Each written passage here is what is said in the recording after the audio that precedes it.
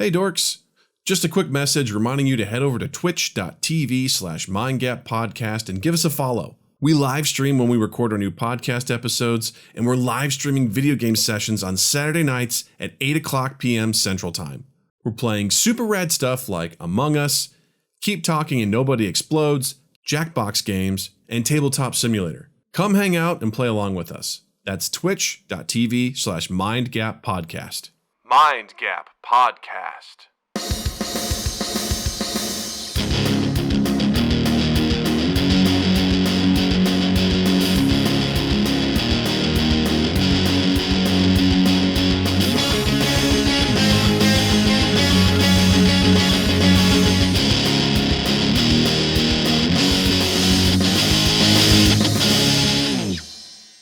Hey everybody, welcome to Mind Gap Podcast. I'm Doug.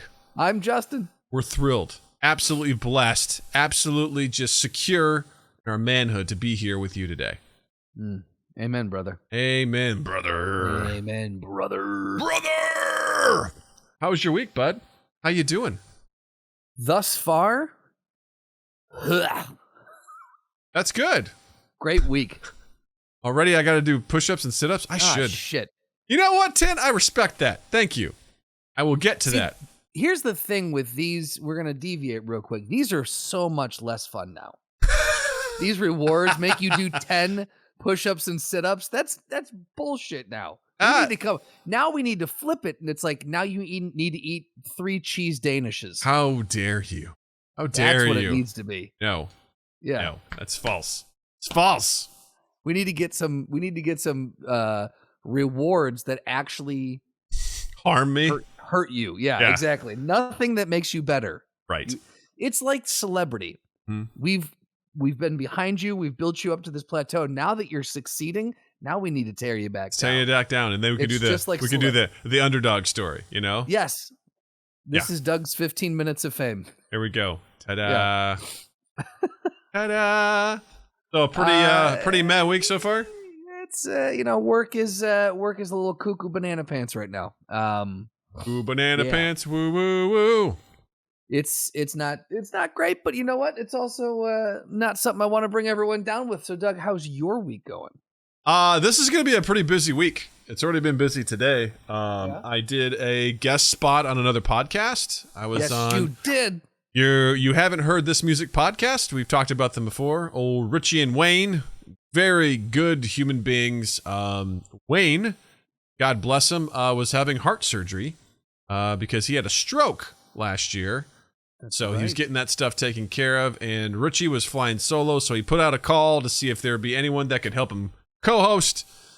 He reached out to us. I was like, I'll do this, because it was, hey, Married with Gaming, welcome to the live show, my friend. Welcome here. So he invited me, and then he invited 2 other guys from podcasts, and he had an artist on. Name is already failing me because it's like I can't say. I stared at her name. That was posted on her Instagram page. It says, hold on, I'm getting to it. It says, pink-haired pop goth with name that's a pain to pronounce. I think it's Ailsha. Ailsha. She's Irish, right? Yes.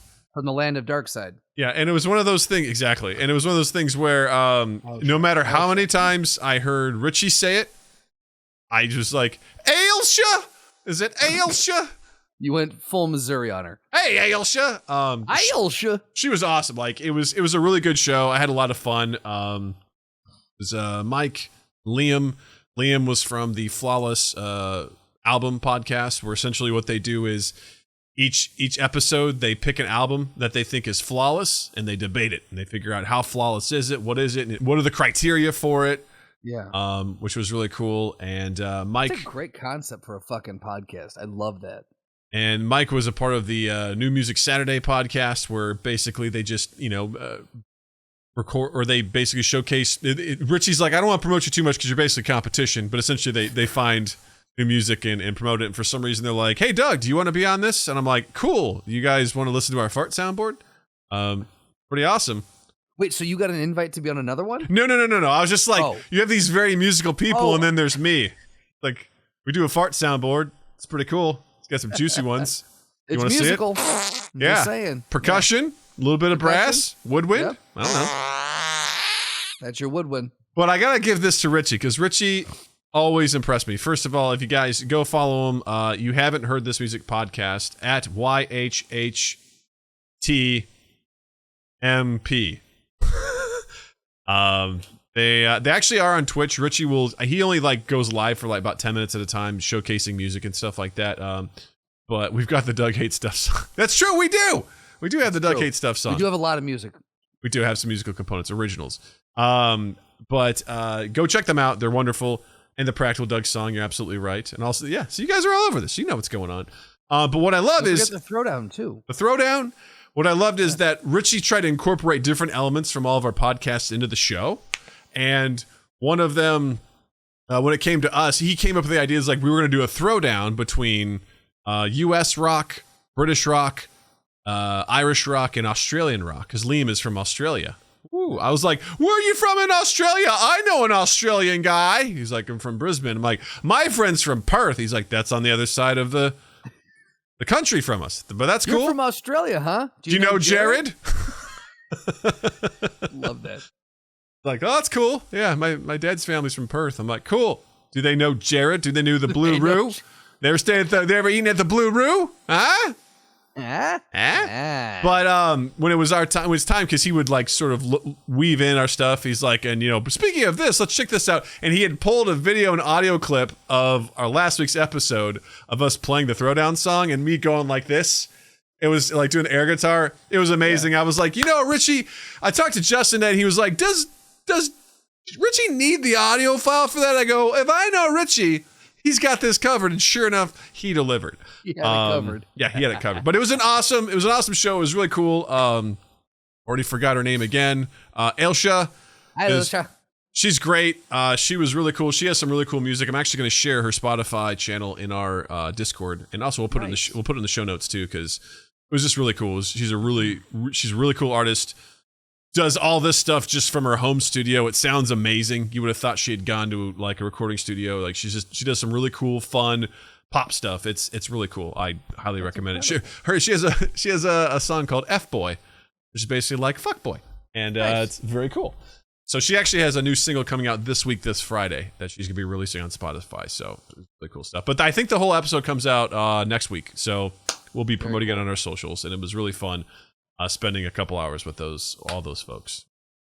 It's great to network, It really is. This is like the non-gross version of when you go to a networking event. Yeah. Or LinkedIn. Right. And they're all very cool, very fun. It was very enjoyable. And Richie, of course, as always, is a dude. Yeah. It was a good time. Really I appreciate his the shit that he gives during the show. Mm-hmm. He's a master shit giver, and it makes me endlessly happy. He was a lot less shit giving this time because he was doing he doesn't typically do like a lot of the video stuff, so he was super overwhelmed trying to manage everything. I can dig that. He was very much like but he did a phenomenal job. He was like, I don't know how you do this, Doug. I'm like, he goes because we edit our show. I'm like, we don't.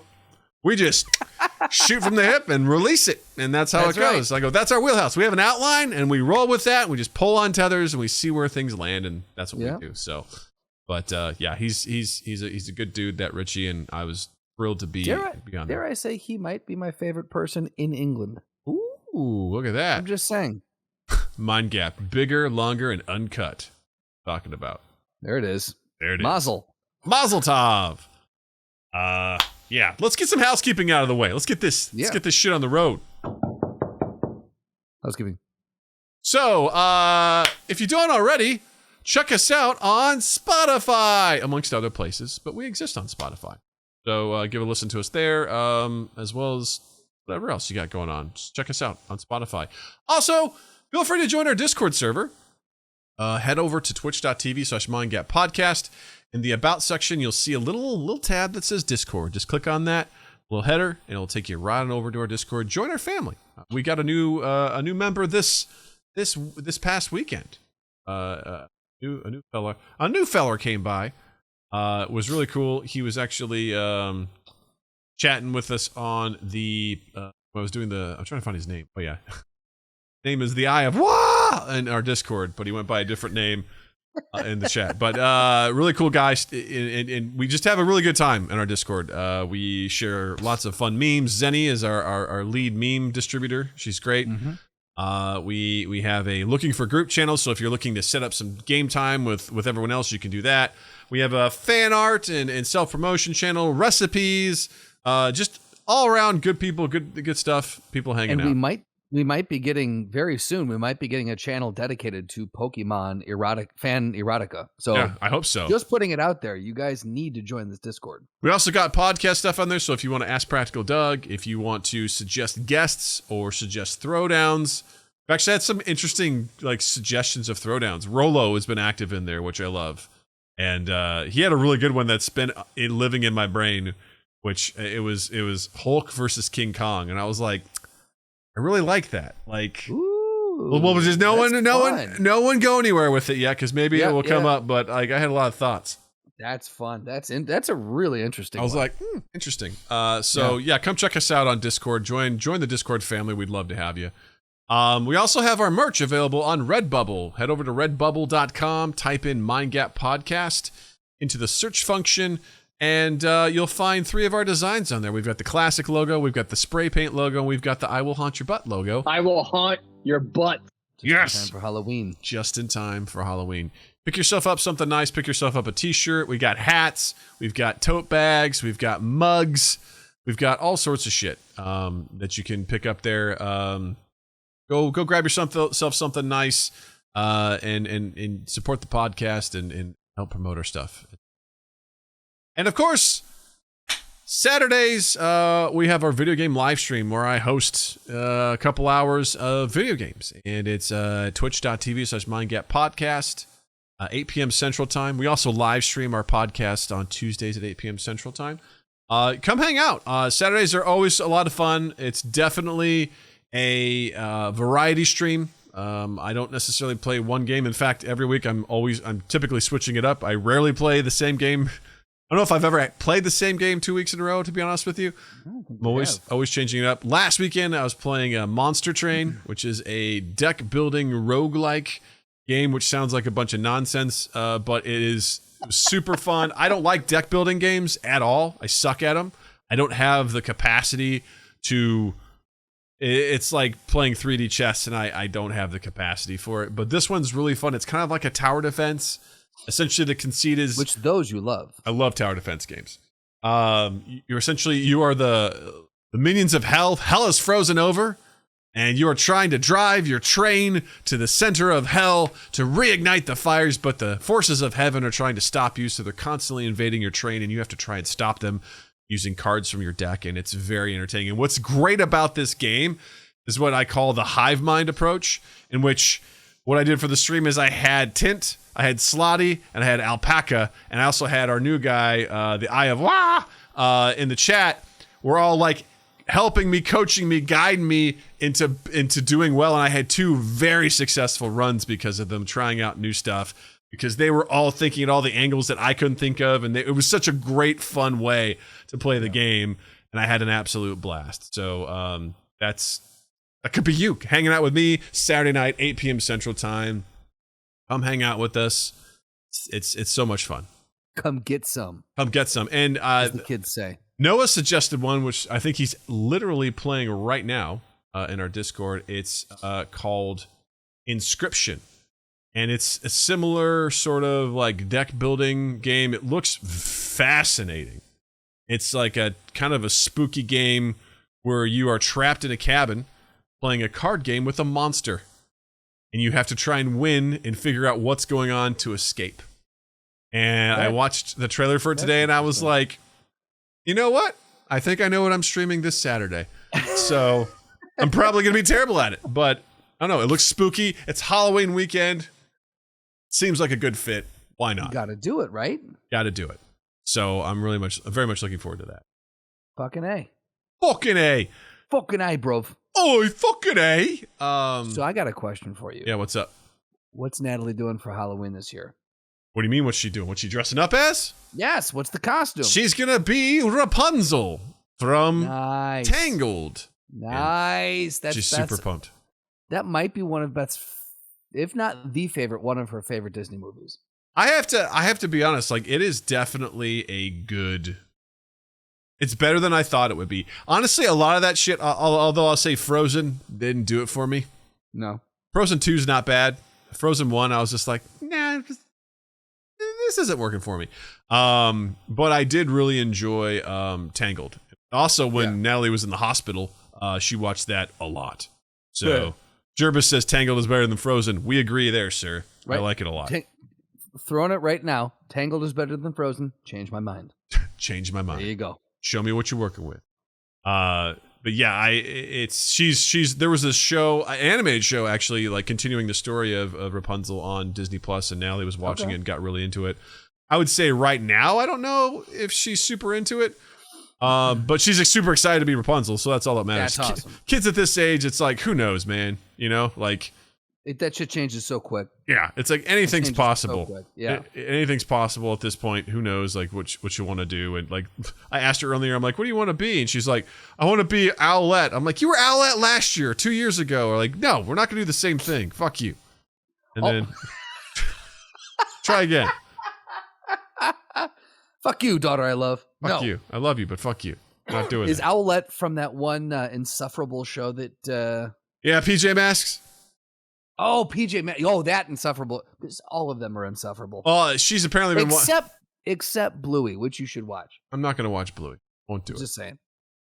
She apparently was started watching this. It was Everything I Feared about kids shows. There was this movie, I think it was on Netflix, and it was live action, and it was about like kids who were fighting off aliens and being superheroes, and Pedro Pascal was in it. What happened, Pedro? I mean, whatever. He seemed like he's doing the best stuff.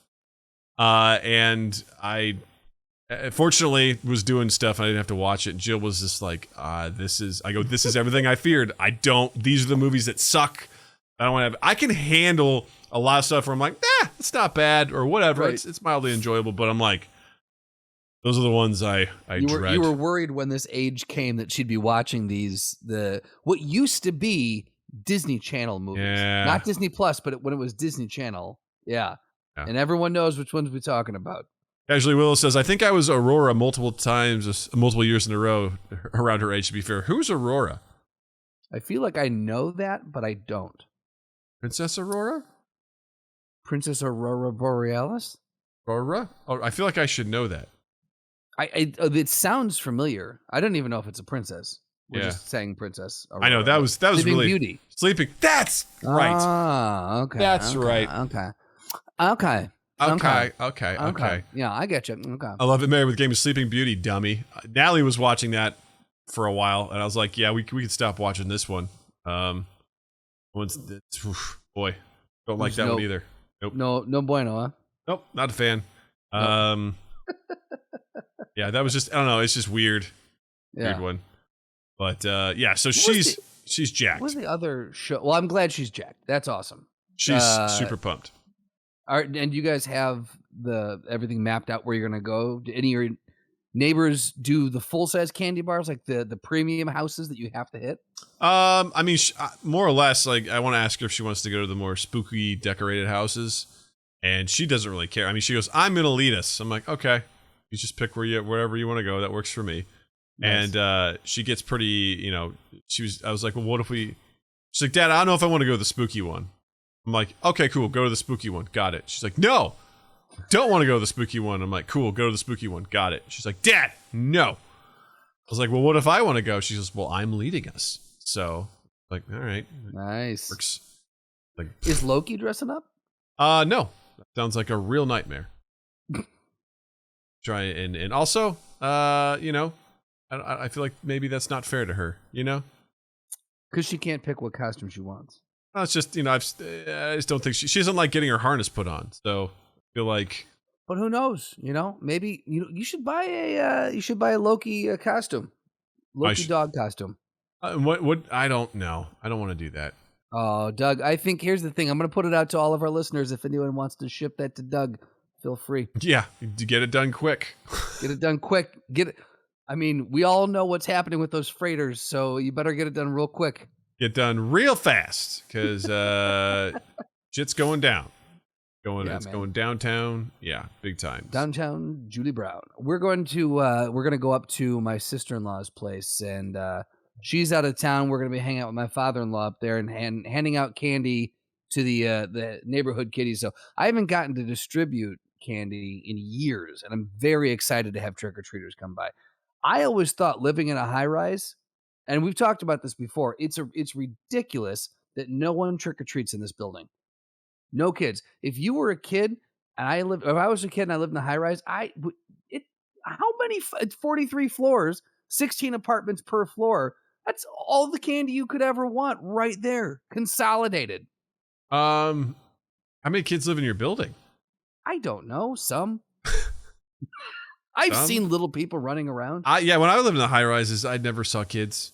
No? Ever. I don't think we lived in really a lot of family-oriented places, so I don't think it really happened. And then I think one year we if we wanted to, we would get something to identify that we were participating. But, okay. Yeah, I never saw any trick-or-treaters in the high rise. I'm just excited to pass candy back out again because I used to love doing that. Yeah. When I was down at my dad's for college for a couple years. Yeah. That was my favorite part. Was just they came to the door scaring. I used to one year I sat on the roof right above where the door was, and I had a mask on and I had some I pulled some straw out of a broom, stuck it up my sleeve, and I sat there right on the roof. And as soon as they came by, I started banging on the gutter, and they would just take off running. Oh, that's awesome. It was amazing. That's so cool. Yeah. Jared says if Doug paints his head like a basketball, Loki could be Air Bud. Very true. Actually, I'm into this more. Right? I like this idea. Yeah. Jared says kids would get lost in your building. I went to see Chris and Jeans when they lived in that building twice, and the hallways always looked the same. It's absolutely true. Oh, yeah. No, this building would be great. Because the thing is, then you're in The Shining. Exactly. Yeah, absolutely in The Shining. But yeah, Natalie is so pumped for Halloween. That's awesome. She's super excited. I'm also glad it's on the weekend, so we can start at an earlier time. And the only downside is we're probably not going to be able to hand out candy because we're going to be out with Natalie. So we'll probably just leave out a bucket of candy, and kids can go hog wild with it. Really cool. I picked up a couple bags from Costco, so we got candy to spare. So. That's awesome. Well, the thing is too, you're going to hit because I feel like kids goes in waves, right? Like there's Natalie's age and younger, and then there's just above Natalie's age to maybe high school, and they tend to go a little bit later, maybe an hour or two later. Yeah. And then the high school age kids go out late at night, and they're the ones I can't stand. You're in high school, stop trick-or-treating. Yeah, my parents made a big deal. I think it was even when we were in junior high, they're like, yeah, you guys aren't doing this anymore. You're too old. Yeah. Which I basically got to 6th or 7th grade. They're like, we're good. You're done now. And also, even when I was younger too, I also understood the agitation of everyone's excited. People are running around the neighborhood. They're doing it. And then at 9:00 at night, you still got people ringing their doorbell asking for candy. I'm like, you're getting Whoppers or what are those I'll take them. I'll take them. Oh, that's right. You like those. I like them. You're getting something gross. Like Almond Joys. You're getting a penny. Yeah, and a swift kick in the ass. Get off my property. Get off my lawn. Yeah. Here's a do not buy a boat booklet that I wrote. Here's a pamphlet. Yeah. There you go. It's Enjoy yourself. Do not buy a boat. Yeah. Yeah. It was funny because Natalie asked to go to a playground today, which was like, you know what? Let's do it. We don't have much time left. And she found another girl there, and they instantly were buddies. And the best part was this girl's grandmother was like, Layla, be careful. And then Natalie immediately goes, hi, Layla. I'm Natalie. And Layla just stares at her and goes, how do you know my name? Just didn't take in the fact that her grandmother just yelled it. And Natalie, being very astute, heard it. And they immediately started playing and having fun. And this girl, Layla, was a talker. That's awesome. Just talk. And your grandma was like, she's a talker. She was just going and going and going. And then finally I was like, all right, kiddo, we got to get going. And Natalie was we said bye and everything, and the girl was just talking. Natalie's like, all right, see you tomorrow. And I was like, the girl's like, I won't be here tomorrow because my dad, he He drops me off, and then my grandma, she picks me. I was like, okay, cool. I'm like, all right, well, if we don't see you, have a great Halloween. And then she was like, Halloween? And she just starts talking about Halloween, how she's going to get all the candy. And she's like, wait, before you go, talking to Natalie, I need to tell you something. She's telling her all about the candy that she got. And then, Natalie's like, yeah, it's only 6 days away. And Layla goes, no, it's only 5. And Natalie was running to the car. She's like, it's 6. I go, actually, it's 5. And she stops. She goes, oh. And she turns back. She goes, you were right. It's 5. I was like, God bless you. I love that. So she's counting down the days. She's super excited, which is really cool. Awesome, man. Yeah, I look forward to it.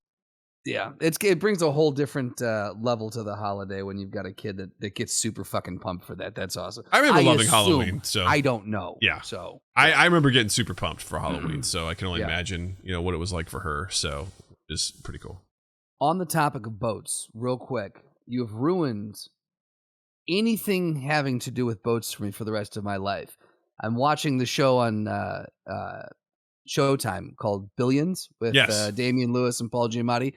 And in season 1, Damian Lewis buys this yacht, like $100 million yacht or whatever. And they customized it from top to tail, and they had it shipped from whatever country, and beautiful thing. And they're really excited for this boat.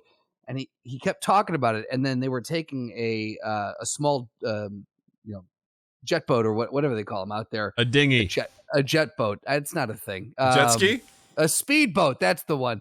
They were taking a small speedboat out there, and as they were approaching it, they had this beautiful glamour shot from the front of the bow of the speedboat. And the only thing I could think of was, that's a depreciating asset. Anyone in finance should know that. Right. And I was like, God, and I paused it. I went, God damn it, Doug. God damn it. You have ruined boats in movies, in TV shows, in real life. You have ruined them for me. Listen, I'll say this. If you have fuck off money, buy a boat, buy one.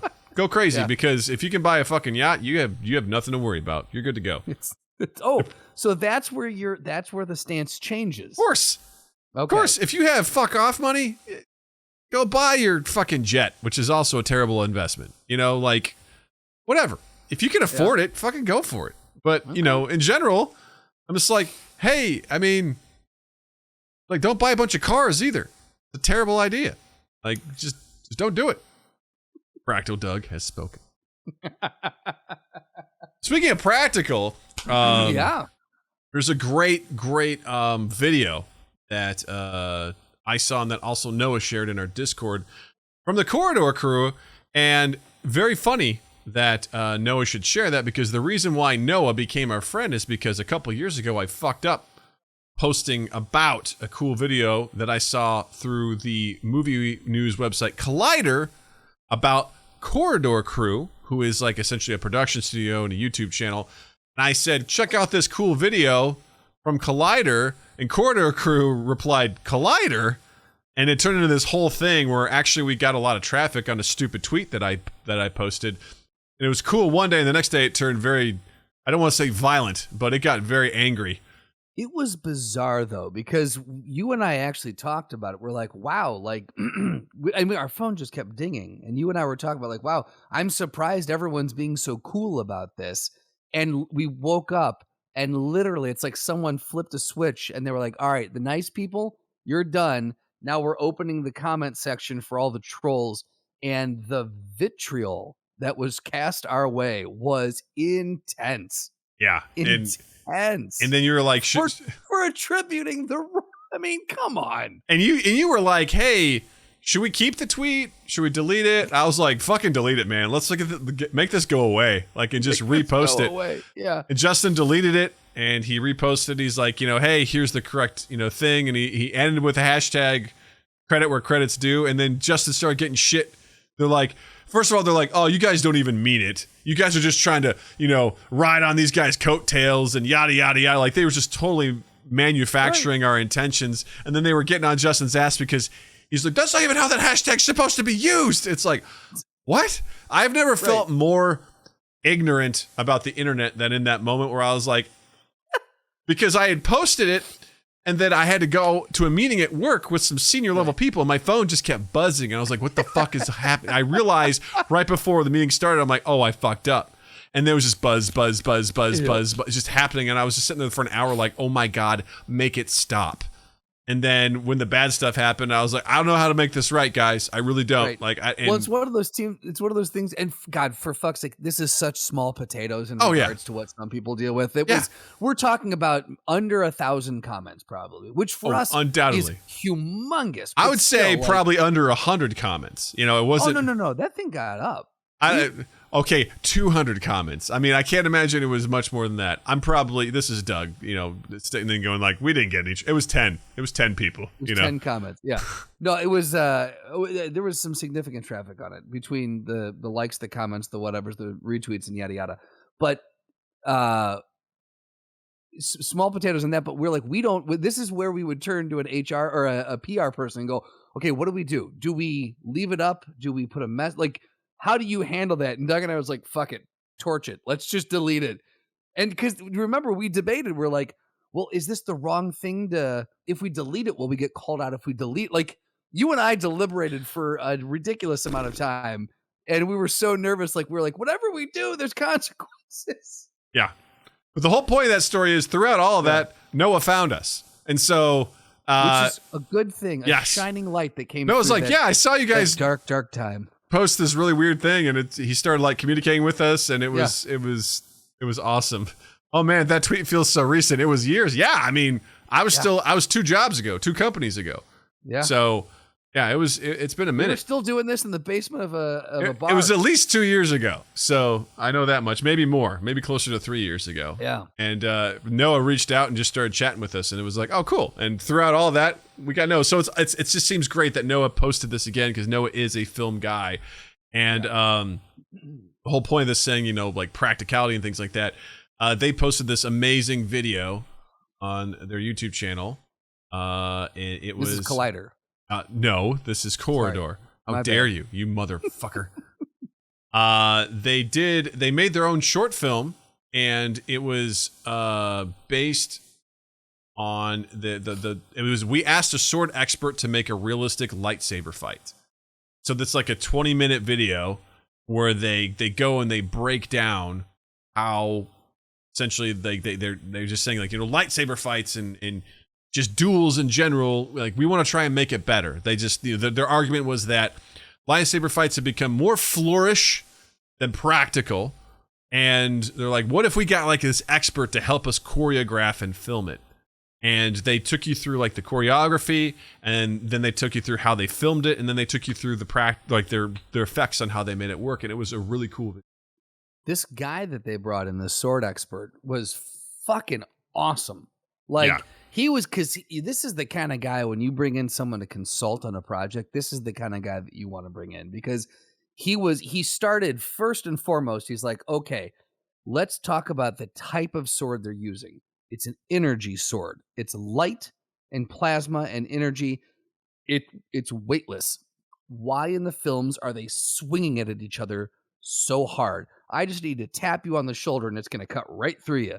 So he's like, we need to model the style of this fight off of the fact that these swords are weightless. And I was like, I paused it. I'm like, right there, this is fucking amazing. Yeah. Like the fact that you think of that.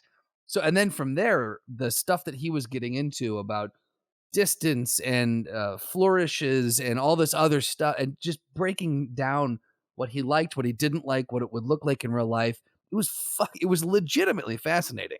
What I loved is, he talked about just, these different movements and how it should be. And he goes, if we were in a movie, what we would try to do is this. And he added a whole bunch of flourishes. And he goes, I'm going to do that again. I want this other guy who I'm showing is basically his student or the person he's working with. He's going to show you all the different ways that I would basically get screwed along the way. And he did the motion in slow motion. The guy's like, here. He goes, 5 different ways he would have cut off both my hands and then murdered me.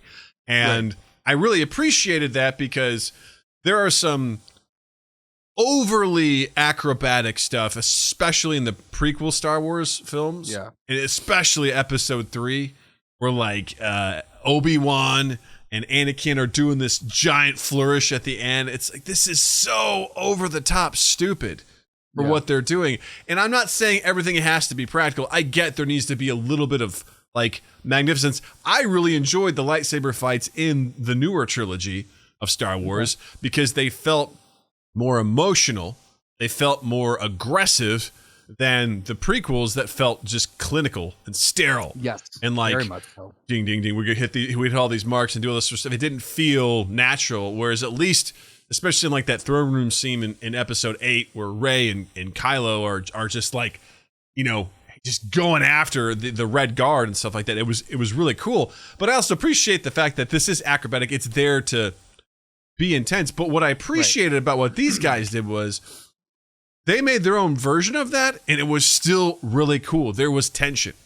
Yeah. There was suspense. There was like, oh shit, there's danger, and they did it in their own way. And you know, one of the swordsmen that they had in when they got to the next phase, the actual production phase of it, he was talking about how in this you can see the story unfold through the sword fighting. Yes. And I thought that was really interesting when he said, I'm like, yeah, that's what this is. You're supposed to see the swords themselves are telling a story about who's on top, who's who's dominant, who's submissive, who's this, and this. And it was interesting to see that they could put that in there. Whereas a lot of times I didn't even think about that.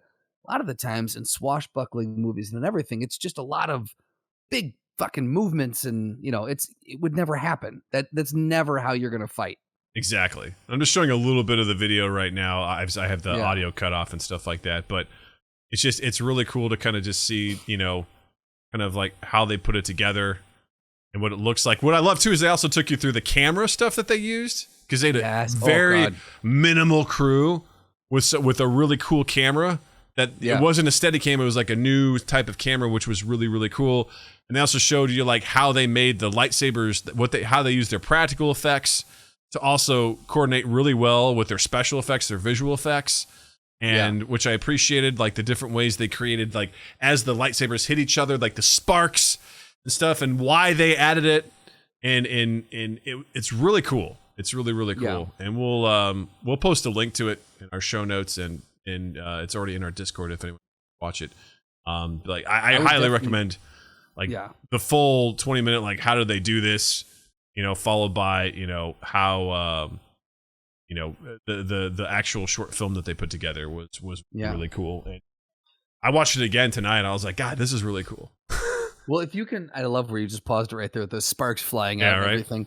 The thing that I thought was very cool was that tension that they were able to build in that too. Because if you watch, one of the things that the master swordsman was talking about is, there's going to be, especially with these types of swords, there's going to be real danger. Like neither of you, one hit can kill you. So neither of you want to just come in, just swinging wildly. So there's this moment at the beginning where they're kind of testing the waters and feeling each other out, and a couple very light taps of the sword just to kind of gauge where the other person is. And it's like you're not just kind of coming in hard and just swinging wildly. The other thing I thought was interesting is if you watch fencing in the Olympics, no sword fight in any film, including this one, looks anything like an actual sword fight. Like if you base the Olympics fencing if you base anything else off of that, like sword fighting has always baffled me in cinema, because I always wonder when I was younger, I'm like, this is incredible for people to be able to predict where the thing, be able to block this and this, and then you watch the Olympics, you're like, oh no, it's just a quick flurry and then someone gets stabbed. That's it. Yeah, there's no majesty to it. Well, which is why, for the sake of storytelling, you understand why they had to dress it up. But it seems like it's almost gotten to the point now where it's taken on like the opposite end of the spectrum, where it's purely just ridiculousness. Which again, I would say is that scene in Episode 3 where Anakin and Obi-Wan are doing these ridiculous twirls behind their backs. And there's a little bit of that in this video in the short where this guy starts like really being flippant. Yeah. You see the teacher just roll their eyes and just stab him. Like it's just a little homage to Indiana Jones there too. Sure. Like it's just, and that's the stuff that I really can appreciate in a sense of, I think that's why I like the movie Drive so much with Ryan Gosling. Yeah. Is a lot of the physicality in that seemed very real and visceral. Like, oh, you're going to fight some people? Like, it's going to be pretty... Same thing with Fight Club, right? That elevator scene? Yeah. Brutal. Ooh. Brutal. Yeah. And Fight Club is the same way, right? You see there's just a lot of just, the sound design wasn't... Whoopsh, whoopsh. It was like, it sounded like fist hitting the fleshy meat of a body and just... Yeah. It was brutal, man. It was absolutely brutal. And I find that to be more interesting than the sort of, I don't know. Because there's an element to, I think of like Pirates of the Caribbean. Mm-hmm. First one, Curse of the Black Pearl. Fun. The second one, there's this ridiculous, at the time I was like, man, this is a really cool fight sequence like at the end where there's like a 3-way fight. But then at some point it kind of turns into a Transformers. You're like, when is this going to end? Right. Like, how can we, like, it's like, and now... They're on a spinning wheel that's going through the jungle, and they're trying to. Right. It just gets to the point where it's like, okay, all right, this has gone beyond. It's almost like a gratuitous sex scene. We're like, we get it. They're fucking. Can we move on now? Like, it's the director going, look at this next big set piece that I came up with, and sure, there's a place for that, but you've got Fast and the Furious exists. Fast and the Furious, exactly. Yeah, we're driving cars on the moon. We get it. It happens. Yeah. Sure, why not? But I mean, I think splitting it up or doing it in a different way, but it's just a way for a director and or cinematographer to flex their muscles and be like, I look at the cool set piece that we came up with, and people are going to ooh and ah over that. And it completely takes you out of the realism of it, which in a high fantasy thing or in the right type of movie can work because you're not playing in the realm of reality. But in something I would argue like Pirates, there is a grounded element to it, even though you've got Davy Jones coming out. There's a grounded element to it, and I feel like the sword fighting should be a little bit more grounded as well. That's why I liked some of the early Game of Thrones stuff, like especially when Jaime Lannister duels Sean Bean, and it's a very like it feels. I'm sure there's a little bit of flourish to it, but it felt very real in the way that they were fighting each other.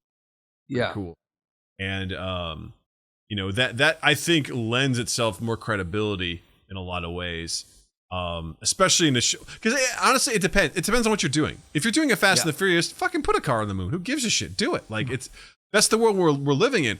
In something like Game of Thrones, where the danger is real, where the people that you like and care about in this show could die at any time, and it's all at the slice of a sword and something like that. Like some realistic combat makes sense. Right. It's like, oh shit, like what's going to happen? Like it really, it's more impactful, which kind of also leads me to the video you shared with me today also, which was all about Jackie Chan and how to do action comedy.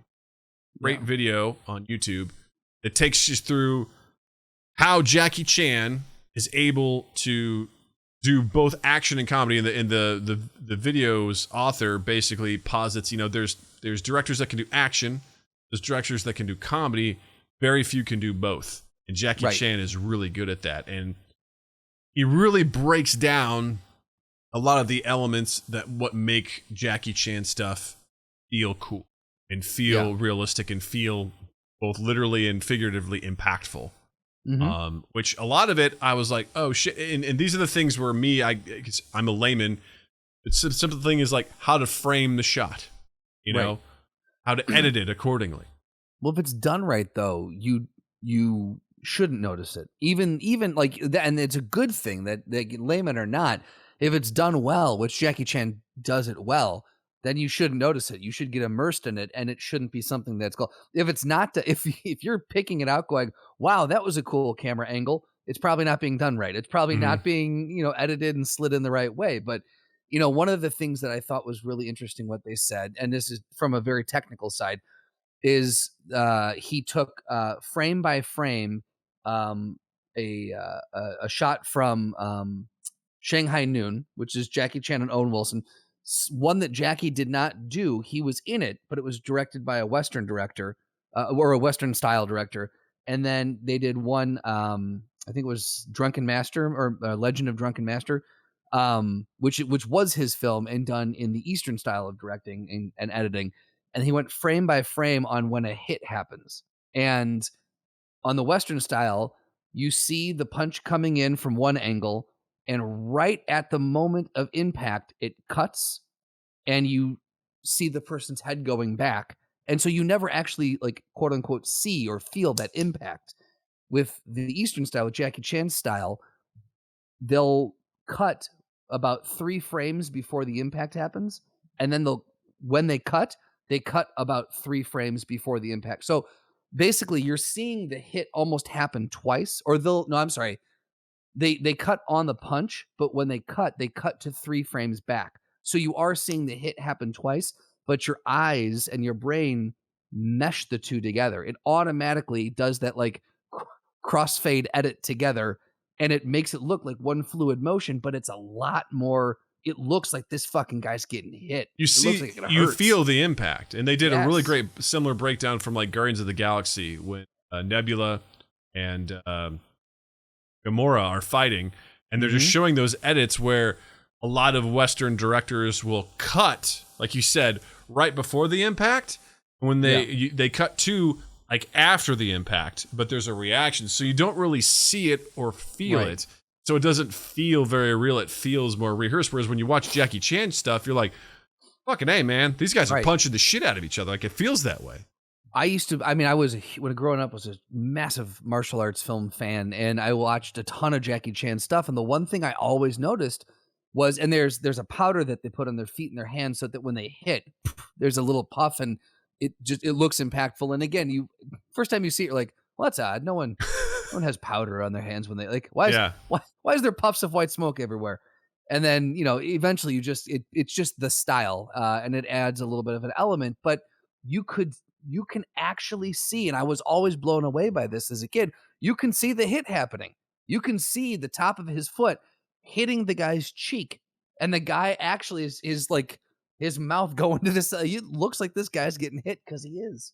Well, it's a whole different level of doing it. They showed a great progression too in this video of him, like, when he first started, what it looked like, and then like the 80s when he had his own stunt crew that he had practiced with. It just seemed seamless. He built out his team that was in his films, because they called it was like almost like a rhythm to a song. It was very much like they called, like, Chinese opera, where it's like it was essentially, they set up a tripod, they put the camera on with a wide shot, and they let it play out. There wasn't a lot of movement. There wasn't shaky cam. It's like, we want you to see all this so you can, as the viewer, get the rhythm of what's happening, and what to do. And hey, look who it is! Hey, sup? What's up, Richie? From, I always want to say Your Mom's House podcast. That's not what it is. You haven't heard this music podcast. Dude, what's up? It's late for you, sir. Thank you for dropping in. He told me he might drop in. I was like, you're a night owl. So good to see you, pal. You're a trooper. Thanks for stopping by. Always good to see you. We're talking Jackie Chan films and why they look so awesome when they fight. Yeah. And I loved how this guy broke it down, just bit by bit to showcase, because I always thought, like, when I watched the movie Taken by Liam Neeson, I was like, oh yeah, Liam Neeson is obviously getting old because his fights were edit, jump cut. I was just like, I don't know what's happening, but it sure as hell isn't Liam Neeson doing these fights, like, without a doubt. This is just, cutting to all sorts of shit. And that's the same with the Bourne movies. Like, as young as Matt Damon was, and as capable as he was, and I'll say I felt like the first movie, it had its flaws in the fight choreography, but I think it was far superior than the second movie. I just keep going back to the one, and this was the first time that it took me out of the movie. Yeah, was when I was in the theater watching the second one, and that scene happens where he's in the house and he rolls up a magazine and uses that. He's in Germany. He's in Germany, but I could not follow that. And I'm like, this isn't because I'm an old man. This isn't because I'm, unschooled in the ways of, like, I was very young and I was very into film. And I'm like, if I can't follow this, your average viewer or, like, my dad watching, there's no way. Like, this is and I'm like, this is a flawed scene. This is a fundamentally flawed fight scene. Well, what a weird approach to be like, let's move the camera a lot during the action. It's like, is that to give you the idea that it's chaos? Like, I don't understand the That's exactly methodology behind it, because it was just very much like, it was like watching Battlefield Earth and everything's at a Dutch angle. It's like, why? Why is everything 75% of this movie is like establishing shot, Dutch angle? Right. I'm like, why? Like, I don't. It's someone who went to film school and learned what that was and went, I'll use this. We just joked that it was like that guy from Family Guy who just had like, he had a lopsided, he had a short leg and a long leg. It's like, hey, Jimmy, these stools, they're all lopsided. He goes, they seem fine to me. Clink, clunk, clink, clunk. Just imagine it was some guy who was just like, it looks good. His neck was just tilted. Yeah. Looks straight to me. And everything was just Dutch. And they're like, well, we already filmed it, so we're good to go here. Well, the studio's already in for $40 million. We may as well move on.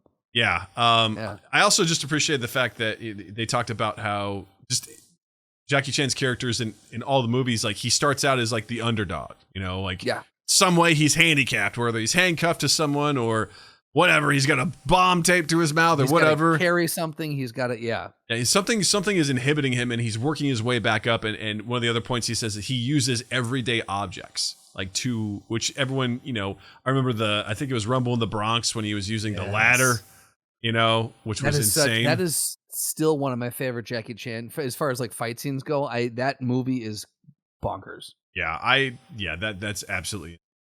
But yeah, chairs, just, there's like a photo studio. He's jumping through photo frames and just all this sort of stuff. Refrigerators and Yeah, and they also talked about like it was the little things that he would do where to him it was the matter of patience. Like he would take 150 takes to get this one thing just right. Yeah.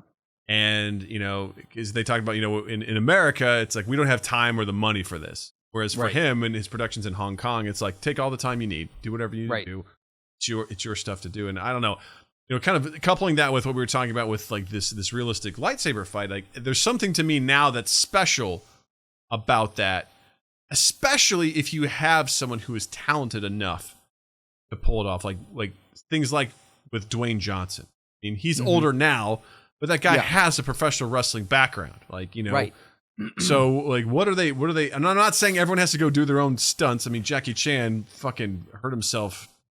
He is famously. I think he has confirmed that he has broken every single bone in his body at least once. He's brutal. Like that's just what he did. I'm not saying that. And someone in the chat's gonna go, "Well, he didn't break his neck." Sure, but pretty much, you know what I'm saying. Pretty much everybody broke his dick. Broke his dick bone. The thing. That's a fact. Yeah, Jackie Chan grabbing for an object and then being shocked at which unusual object he grabbed, and then taking a beat before fighting with it is a trope that I love to see in every movie of his. Exactly. 100%. 100%. Where he's like, all right, here we go. Okay, yeah. I'll make do. Yeah, and I think there's just something special about that, and I would love to see that more, because, I don't know, Americans are dumb. I'm not going to argue with that. Bunch of dummies. But Shots fired, guys. I would appreciate it if maybe...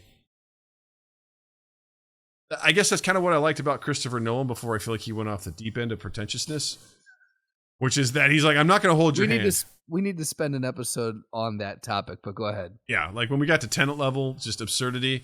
But he didn't believe in holding the audience's hand. He believed he's like, you're gonna be fine. Like, come along with me. You got this. I'm not gonna spell it out for you because you're smart. And I respected that about him. Movies like Inception, The Prestige, all the Batman films and things like that. Like he just was like, come along. And then of course we went to where we went. But it was just like with improv, the idea of don't treat your characters and your audience smartly. Like assume that they're smart. Don't dumb it down for them, because if you do that, they're going to be a step or two ahead of you, and that's bad. So treat them as if they're getting smart. There yet. Yeah. Yeah. And I feel like in a lot of ways, I can see why people would pick apart a Marvel movie for that very reason.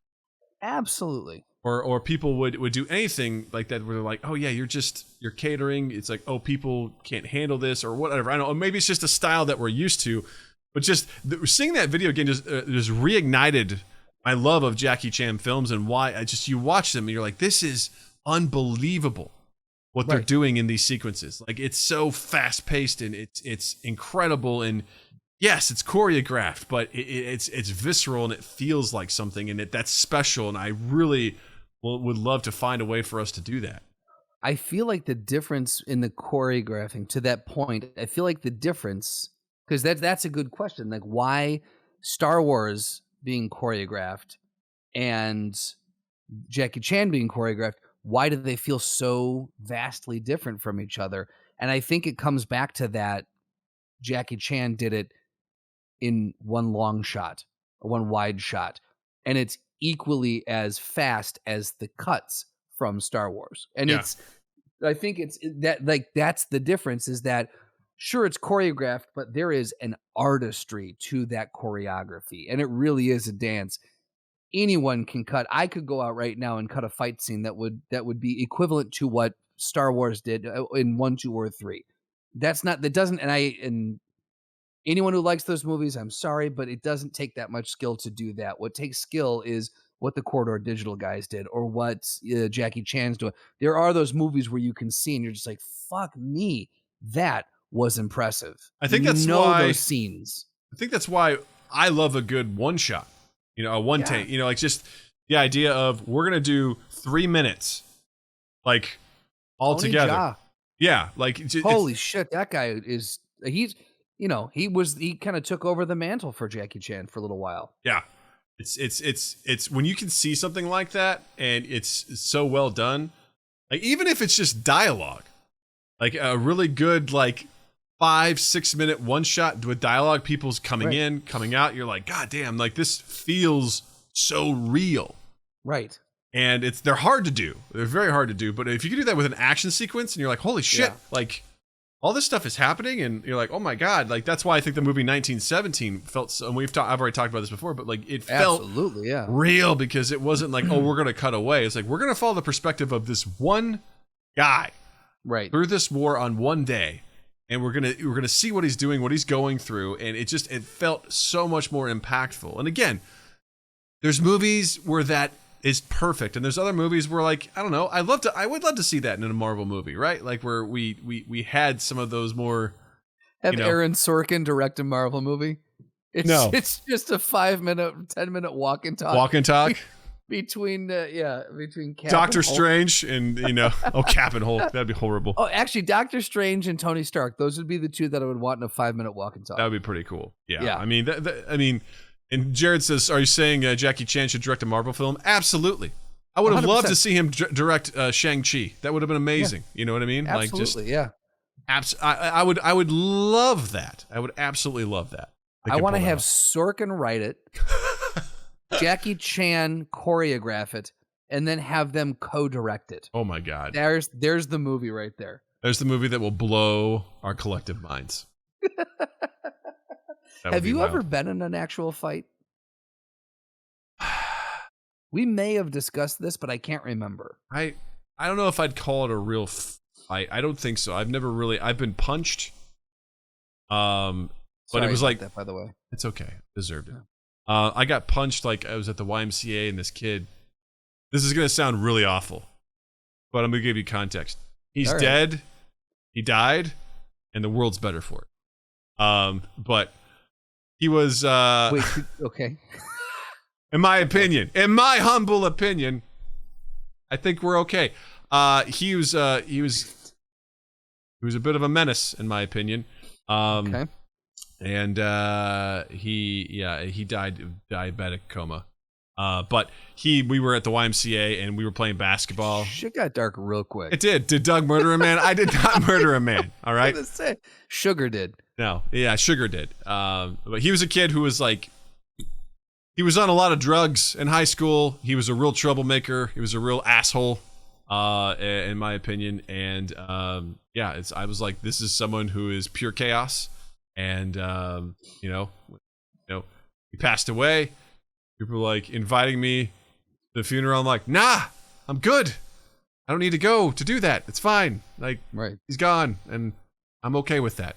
But the whole point was, one time at the Y. One time at the Y, we were playing, and he was just like, he just got this look in his eye. He just came and just punched me across the face because I blocked his shot, and then he just laughed at me like the Joker. I just sort of took a step back, and I was like, I just remember rubbing my cheek, and he was just like, ha ha ha ha ha ha. And I was like, okay. I didn't know what to do. It was like in that scene in Fight Club where they're like, in real life, most people don't want to fight. And it shows these people trying to pick fights with people, and everyone's like, dude, what the fuck's going on? Like, I don't want to fight you. That's how I was. I was like, I thought we were just playing basketball, man. I thought we were cool. So long story short, no, I've never actually been in a fight. Yeah. How about you? I got put, same. I got in grade school, there was a kind of a bully in my grade school, and I was standing in line waiting to go in, like the morning, you line up and you kind of wait to go into the classroom. You stand in line, and I had my book bag in front of me, and this guy came up, Steven is his name. He came up and pushed me, and I fell over my bag, and I like tore my pants, scraped my knee, and it was bleeding, and I stood up. I remember turning around, and I had my fist clenched, and I was squared up with him. And I don't know why I didn't throw. I think I was too afraid of getting in trouble. I think that the fear of getting yelled at overtook the fear of me wanting to knock this kid out.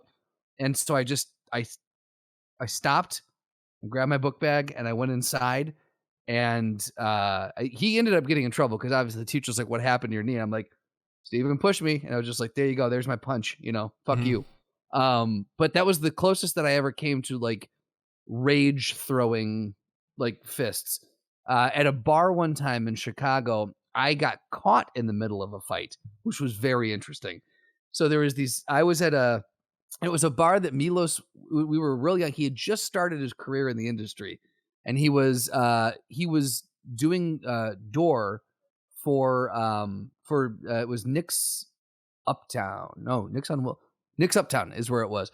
And he was doing the door. So he was, at the time, he was standing on this apple box kind of in the middle of the bar, just making sure everyone was, minding their P's and Q's. Yeah. And my buddy Mike and I were at this table. Mike went off to get some money from the ATM. So I'm there alone. And all of a sudden, these two guys in front of the table, in front of us, one guy reached over the table and pushed. Like you could tell they were arguing, and he pushed him. And the other guy, as he fell back, grabbed this guy and pulled him over the table. They both fell back into my table and tipped all the drinks onto me. And the table started to fall. So I wasn't trying to fight with them, but I pushed them away.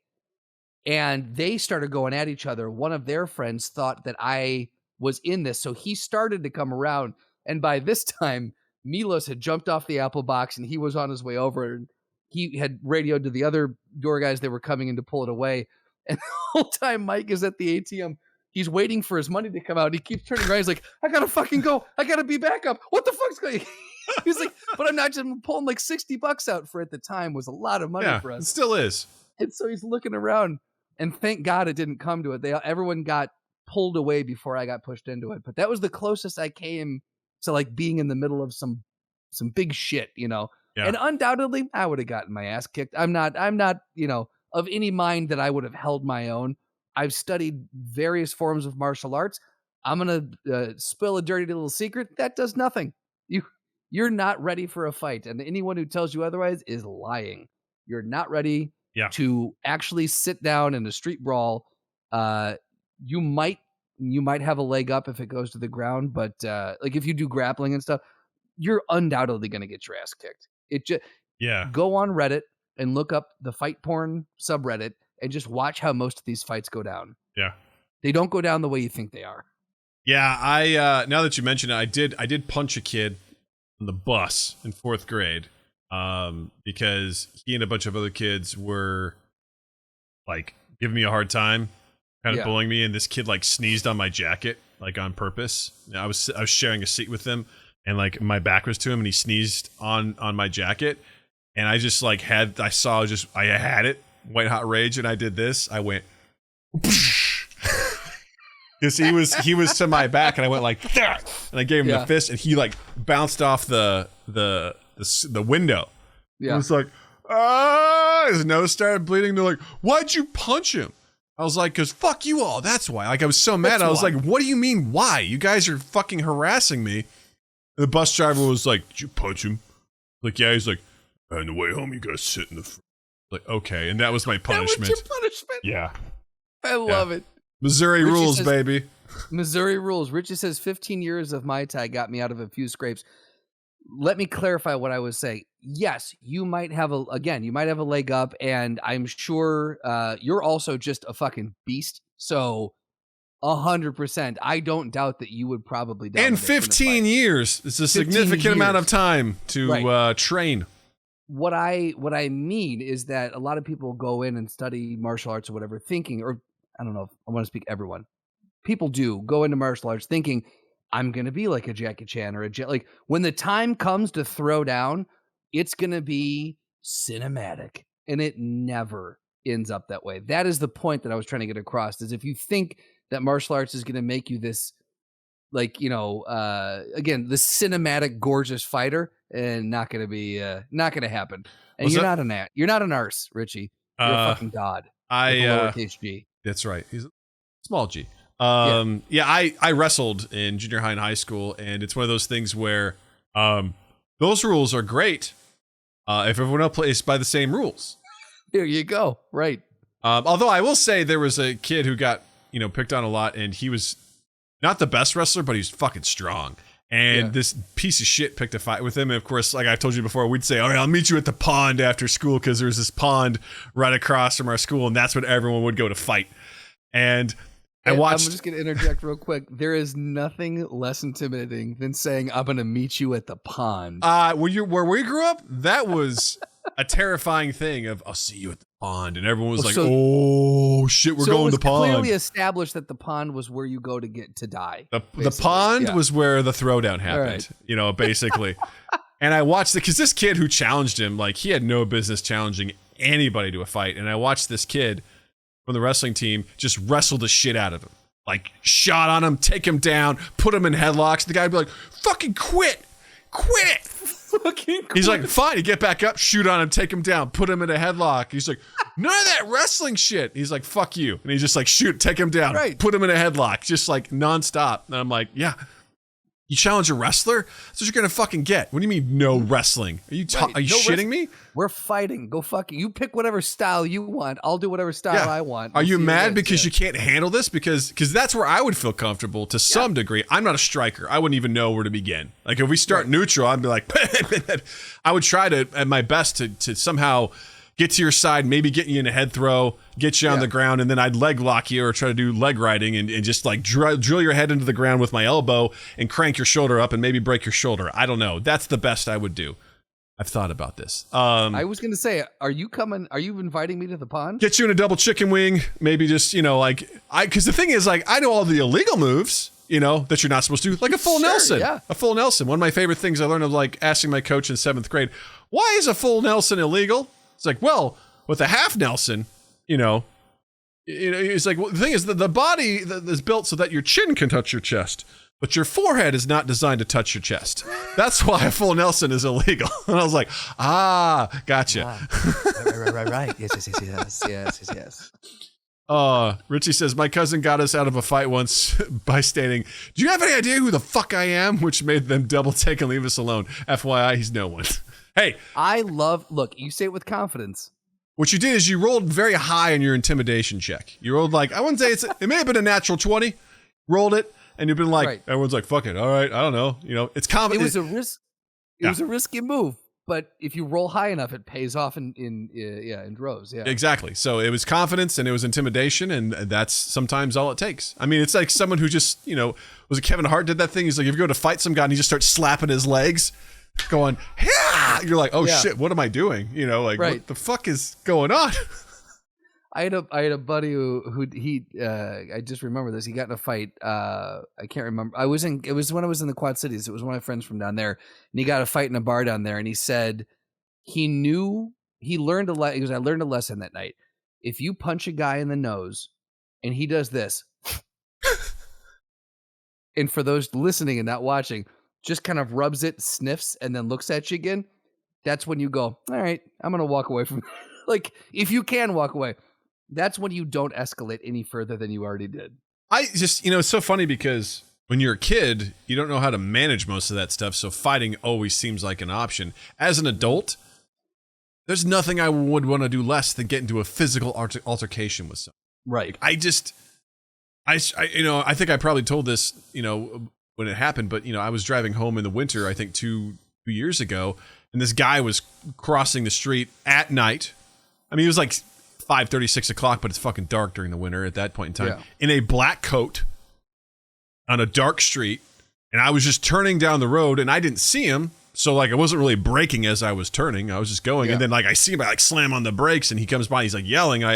For some reason I was like, oh, what's he want to say? And I rolled down the window. I'm like, I go, and Natalie's in the car, by the way, while this is happening. And I go, hey man, I'm so sorry I didn't see you there. And he goes, you're going too fast.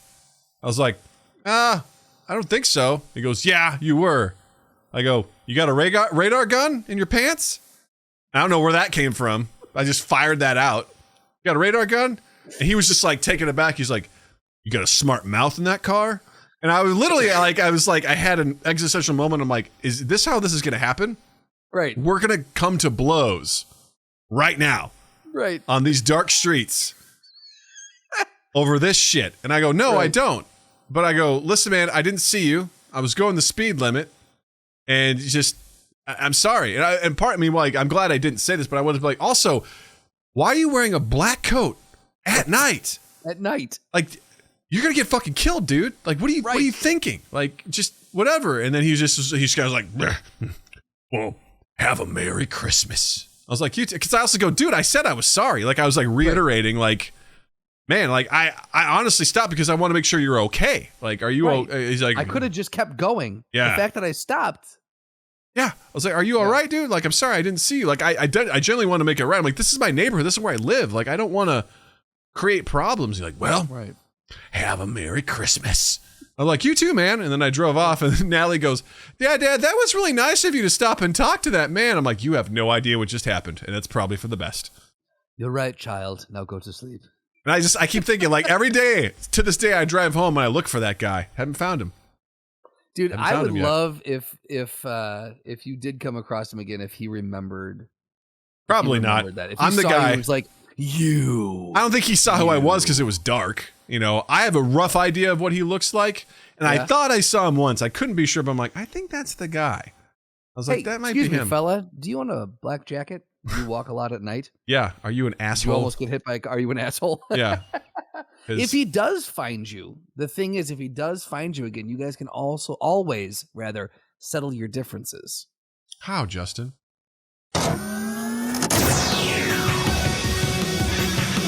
Welcome to the Throwdown.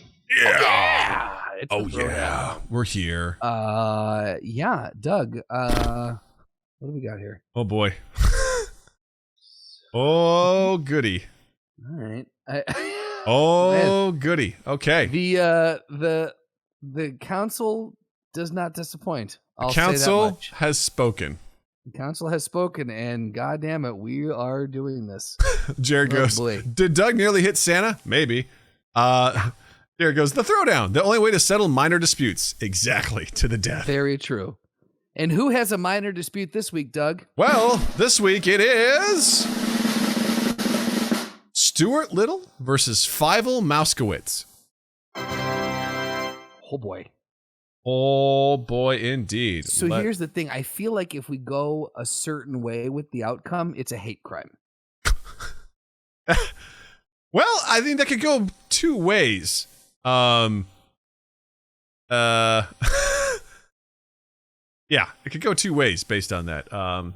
But I'll take Stuart Little since I got him open right here. Sure, I'm just getting.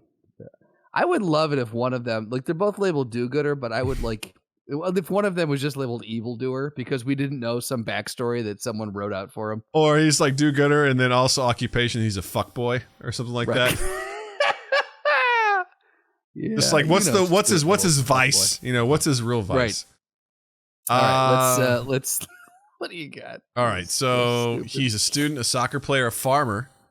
His powers and skills. He's smart. He has dancing skills. He has football skills. He's a skilled driver. He has claws, his teeth, and physical strength. All right. I don't know about physical strength. Okay. Goals. Save Snowbell from Smokey. Succeeded. Save. Have any abilities? Is he a mouse? Or is he? Yeah, he's a mouse. Okay. There's not a whole lot, and there shouldn't be a whole lot about this guy. Oh, this is a terrifying. Oh, I thought he was like baring his teeth. Terrifying. That's oh boy. I mean, full disclosure, I've never seen Stuart Little, so I don't know. I have not either. He's Mr. and Mrs. Little's adoptive son. Yeah, I mean, he's a fucking mouse. So that's about that. That's the quickest rundown I could do for him. He's a fucking mouse. Hey, who's Forget this about fucking mouse? You want to take us? Stuart Little, there's a movie that everyone like claims is like just such a. It's an unassuming movie, but everyone's like in love with it. Is it Stuart Little? Is it Paddington Bear? Is that what you're thinking? That's of? the one. Sorry, that's Paddington. Yeah, Paddington. Okay. Anyway, big difference. apropos of nothing. All right. Fievel Mousekewicz. All right, he is an adventurer. That's his occupation. Powers and skills. He's got imagination, agility, and lassoing skills. Huh? Fievel is a naturally quick, agile, and likely had all the usual abilities for a mouse. I can't read tonight. Such as enhanced senses. His most powerful tool was always his mind, and he showed great intelligence and wisdom throughout the series, despite his. Well, you know what I think is funny is under his powers and abilities. Guess what? Intelligence isn't listed there. Right. Imagination Who wrote is. this fucking thing? It very specifically says that Stuart Little's that his powers and skill is smart. I feel like we got a flaw. We got a flaw here, ladies and There's a gentlemen. glitch in the matrix here. So what's the goal of Stuart Little? Let's see here. Fuck boy. That's all it says. Because the goal of Fievel is to get rid of the cats, except Tiger, and to find his family. Cats. Stuart Little is save Snowbell from Smokey, which he succeeded. Save Margalo from the Falcon, succeeded. Save Rico from the Bee, succeeded. And reunite with his family, succeeded. Great. Okay, so we'll say based off of the amount of goals, Stuart Little seems more accomplished than Fievel. Yeah. And he's rescued someone from a falcon. That's Yes. not easy. Yes. That is not easy to do. And from the Beast, whatever that is. Right, exactly. Crossover with Beauty and. Right? Yeah. So, but Fievel has got some lassoing skills. He could tie up Stuart Little. I with mean, his tail. Fievel, yeah. I mean, I'd say Fievel gets a bit of a, sort of like extra points because the time in which he was adventuring was, was like what, early 20th century or late 19th century? Yeah, we're going to say that. I don't see a year on here, but it was, back in the day when people were coming over to Maybe in late 1800s then. We're gonna say it was coming over in a boat, so it was probably that. Yeah. So for him to come over and survive, like that's huge kudos. I mean, Stuart Little. I mean, look at him; he's wearing fucking tennis shoes and khakis and a sweater. I mean, this guy. He shops at the Gap. I mean, this guy's living the life of luxury. But I mean, Right. to also be fair, I mean, Are those Converse? He's wearing Chuck Taylors. maybe. All right. Jared says Stephen Hawking had intelligence and he was winning no fights. Well played, Richie. Well played. Stuart Little never left New York and Fievel went west. I mean, I do have to say there's probably some grit there with Fievel. Like there's True. I think he's naive. I think he's a naive Fievel's mouse. seen some shit that we didn't see in the movie. Yeah, Fievel saw some shit. he did, but he was also Stuart pretty. Little looks super preppy too. He Like you does, said. but he's also. I mean, again, he seems pretty intelligent, and he saved people from very dangerous creatures. So this is a tough one. I feel like for the sake of maybe just raw physicality, I think I'm going to go with Fievel. But Really? I think Stuart Little has the intelligence that maybe he could figure something out, adapt in a way. But Fievel has imagination, so I don't know if that works in his favor. I think for raw, just physical ability, I think Fievel I'll definitely say has this, an though. advantage. Under powers and skills, they list for Stuart Little's claws and teeth and physical strength. Mm-hmm. Yeah, They don't say anything about physical strength or his claws. it's true. He's got two teeth up in the front there. Jerry from Tom and Jerry would fuck them both up at the same time. Yes, he would. Well, that goes without saying. Yes, absolutely. I don't know, man. I feel like as much as I favor Fievel as far as story goes, I just feel like Stuart Little's taken this one. He fought a hawk, man. Yeah, he's also a skilled driver. I mean, by the way, it's a falcon, you fucking idiot, not a hawk. Did I say hawk? Sorry. Jesus Christ. That changes everything. God, that sometimes changes everything. Sometimes it's like, from the Winter Soldier to the Falcon and everything in between. Yeah, I think on paper, yeah, Stuart Little is the one based on those abilities. Fievel just seems a bit naive. Yeah. I think he's survived more. But I think Stuart Little, with the smarts and him saying he's strengthened, he's what he's accomplished. I think I have to give it to him. If it was Fievel as an adult, because right now Fievel's still an adolescent or a child. So if it was Fievel, maybe he's learned some things along the way. But if we're going based off of what we have here, we got to go. We have it, Stuart Little, making it happen. For the win. Well, that was just a hoot and a half. That was so much fun. So my cool. God, we didn't. We'll save it for next week. Yeah, we'll save it for next time. I realized didn't even think about it. We missed an Ask Practical Doug, but we will get to it. So tune in next week. Well, actually, no. Tune in Thursday. Yeah. God. Oh God. Hold on. What? I moved my whole. Jesus Christ. You moved your whole Jesus Christ, dude. That is a Herculean effort. I know, right? That statue is heavy. Yeah, we'll get around to it, but tune in Thursday to hear it. But go ahead, Doug. Hello, everyone, and my deepest apologies. The recording just happened to stop right here at the end of the show. You're just missing Justin and I do our recommendations and are doing our normal sign-offs of where to follow us on our podcast, on social medias and things like that, at Mind Gap Podcast. So apologies, technical difficulties are abound. But that being said, feel free to check us out on all our social medias at Mind Gap Podcast. Be sure to check out our YouTube channel, Mind Gap Podcast there, and follow us on Twitch, twitch.tv/Mind Gap Podcast. Thank you so much for listening, and you all have a dandy fucking week. Mind Gap Podcast.